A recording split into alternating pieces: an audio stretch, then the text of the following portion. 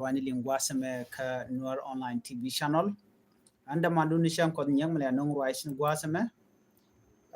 an wala shanka wal diesh ka paywal ron kin dang ro wi jandang ro wi diesh bana tin ko lat ko rin gwasa me bana ka linkel ken kono nyamre ler kana me ko tegaler ngwana bu kono ling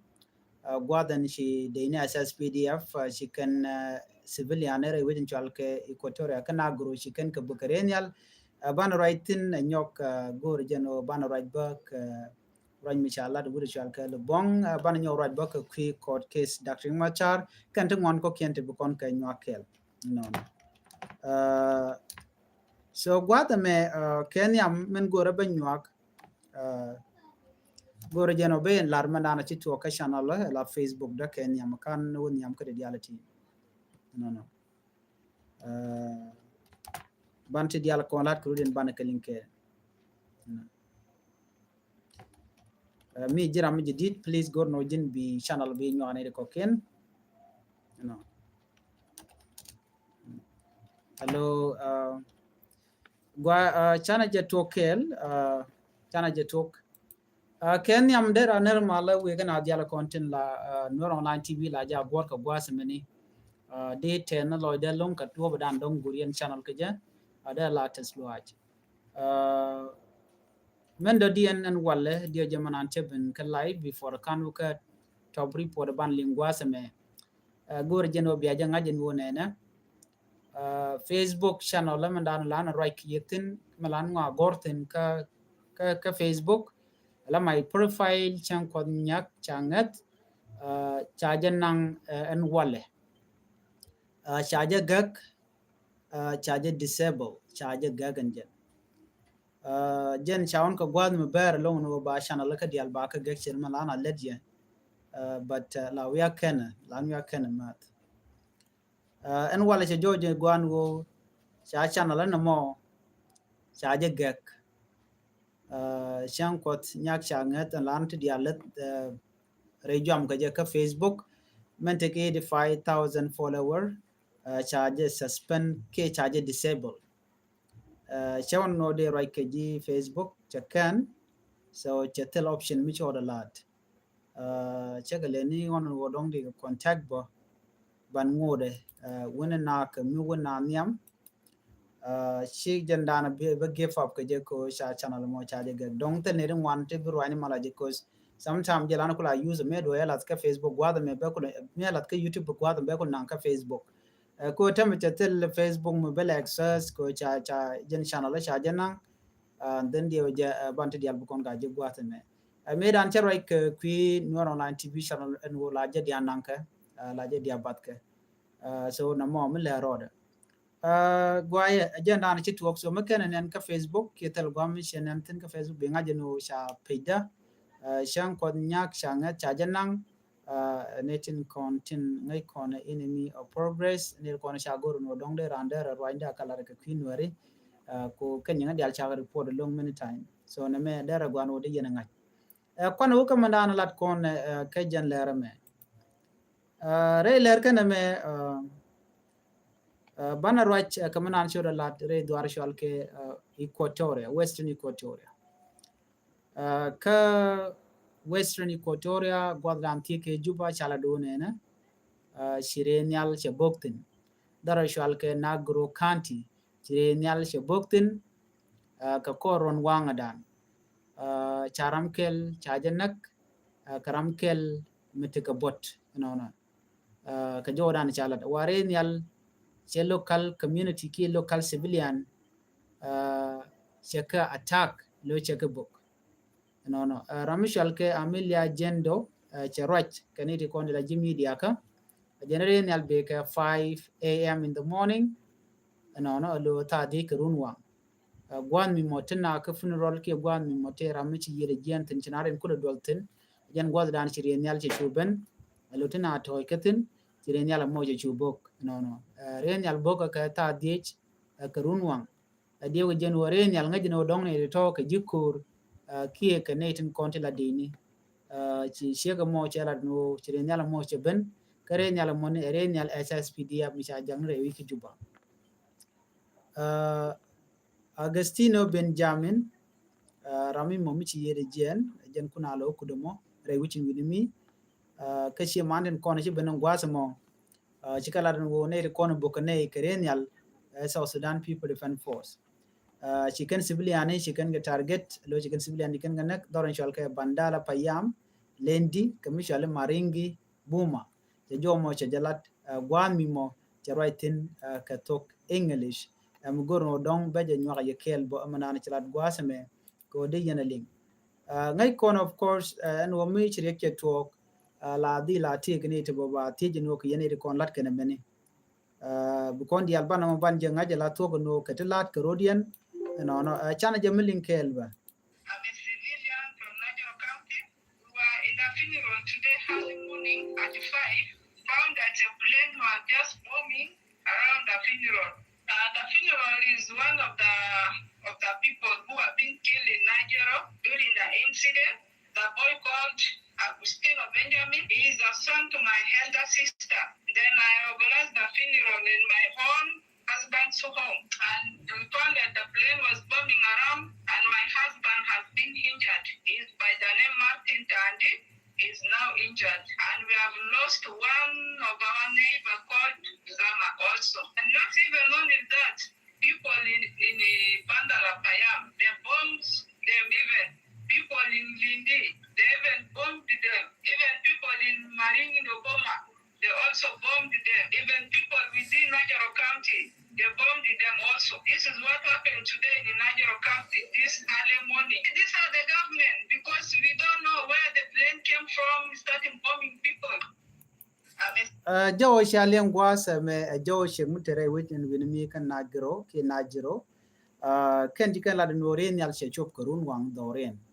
ke western equatoria chena che ke jekte ke nyurka ka funeral ke gwalet mirnaden gwada mashure nyal chujo to ka mo boga che kan jomo che kan lat jenere gwada dan shi ke bokten wa shi ke bokka area ne shi ke gama shi ke bokten ka jawo dan shi lat gama mo jen shi ke dan lado cha chode cha je muy ka bot ba doron kontin shi ke bokten ka doron kontin tiek kia ka wina kan wita to ka witi che nyal che boktin ka shana no che connectin che man shaling no shi garam kel jikana na ka dob dana che lat keje kuon gwada mi che joje no SSPD mai kan odong ne tin tin ka bandala payam tin ka lendi tin ka maringi tin ka buma la maringi buma ni kan gota to gwi kan odong ike GSP la yu jen do budana boken ke so loken nen ne ti chirien dol gwat kel la kan ka bok no jen ta dan le roda je re duaran mi ka western equatoria jen ji alinga ena gwan mi te kuma SP la yu ten den ba ka dil bokre nyali so na me mi ti to ka western equatoria SSPDF kan kuma SP la yu shi ka te ga gan wini ba ci ka we na banu ba ne tin konti la civilian ba ka target kuma SSPDF jen jo me mi shalinga ne doro shwal ke Kapoita Eastern Equatoria State ke Jordan Michigan Ladwas mi bialing. Governor Lobong shiga jekan President Salva Kiir Mayadit ke ripon Michigan Ladu nena doro mo mishal ke Kapoita Eastern Equatoria State kani to cheteka malamat you know dob dani kanalat she can right ka dob dan de security de kan reale ka je shirma ngai kono ne dia la kono ni pinke mi yadi gor kono de kan male kan nun ko chicken ne de kono dong nyinga ka chicken ga dia be en wo chicken de jako big benda which no but chigo raje long ka kwi reply peace agreement ko dob dan de mal de bin ka je no keneto gor kono de ka cooperate but reply peace agreement che ben wan mi mo chiku mes pelai wo chicken teten so reply peace agreement badil talk wada dan en kuma SPLIO cha kala law ko bi malamo bi ken lat ke kuma kim yadit so jo me jenda na chalat no ci malche ben ka dob mi gui ken no che ben ka ja ban ngai ko na gwano kujimi tikaten kuma SPLIO tikaten kuma SSPDF no chang man lat ke je Kapoita Eastern Kapoita Eastern Equatoria wuri chal ke me Louis Lubong lo jor Ramadan le governor which bin mission malat je no te ga mal mi che ben ban ngode wati insecurity bati tere which minimi shana kuben ka kwi Dr. Machar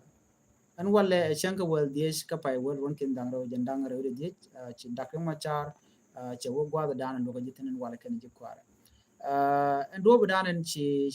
ral che to ga ji me chana ngai ni wal dak ma char la en wale wa chi na chi ga jan long gwalo luka mo luka danan gwan ka keje ka te ke evident kwa president ka ngo shi kare shi kan galati me ngai kono cha ka gwan ka ta dana shi ke to ga nasir but right now cha joje no ne ci kuma kir me yadi no ci kan luk ci kan nyok mu yut kan nyam but ci lugan kwala lugan wala ci lugan kwala lugu run ko gwadam be ngora kana ngaje no ngum le rod but what do you know wodi kuma SPLA men pinkir me yadi kan ne kono la judges cha joje gwan wona ne ken ci ka tel luang ko shi det Dr. Machar ka duba dana lokaci shirme ji kona ngace kwi kore dana ci tok tina karo shirme dana ci kona ngace ano lu dana lokaci a domi mo dong de je yen ke je ko cha ci ka tunwan let me update you ka kwi ko ram ci tok wala kama yom ci togan wala no ci ko ci tok ka raj mi chalat en wude chal ke kulna lam Paul Gabriel ko ci tok kama yom mayom ci kor ci tok tin ne de content tok ko kuma SSPDF shi kan de ni SPLA IO shi kan kamak de ni SPLA IO de tona katin shal ke unified ala VIP unified force ke ne de conte ngeka rai ka bi ne chana ngaje gwan wote ka kurum ci tok ne mi ne ri shop ka wel ngwan ci ka liutin ka bi kam SSPDF ne ka rodin ka gwam ci ga tin ka kwiche no ci lieutenant kel ke kwarm di che captain che jenak gwan mi mo shigarum ko kwiche no chwa captain chwa na garam dan nagran chala do ran SPLIO gwade dan che ke tokten so re ri me dan che tok ci na ci ka pot she kan ne kon la SPLIO te kon te wen mo te chamat ka bona mo charin barke le kan SPLA kan SSPDF to kokien ti lat ken wo cha chen ajek an wen mo ne ban SSPDF to kokien waken ikaji Equatoria no kane tanken de beka apnal ne to wa cha ka chenga jek wa ken chikan rodian chu wo kel ke kuma SPLIO jen lat ke jen wo ne ti de ni kudang wan kane de kon sharen bar wa de dana chukor che tokten kane de to chikan ko university che mangai kona wa an walle na ba ka mandan wa cha ka yan ma de ni SSPDF chukor mo chirum kam ne chalke VIP unified force mo watch kurmo choro lat kam dien ke din SSPDF kurmo diti kurmo tot chere mangai kona kur lat kuru dien tine gwan mi moti dakam chate reti jen ko ngai kondiality everything cha link up ke cha connect ko lokiran go e bireng ma char bate ke force ki bate ke nei to gor ke je jen menen yen tam en rami mo mu gur dakam char la ja target la ja gor ke no jen baje dil ke baken so kurmen wala che to kama yom ka jodana chalat but kan full detail kan ko konung budong te ke lia ki te ke jiboni mo de tele michalatin so jo me gor jeno de je nyaka yekel ka ta dan len mane rodien ke je lere jok one na mi dong ken ye je ka Facebook ko ba to ngwas mentama bi ngaje no cha channel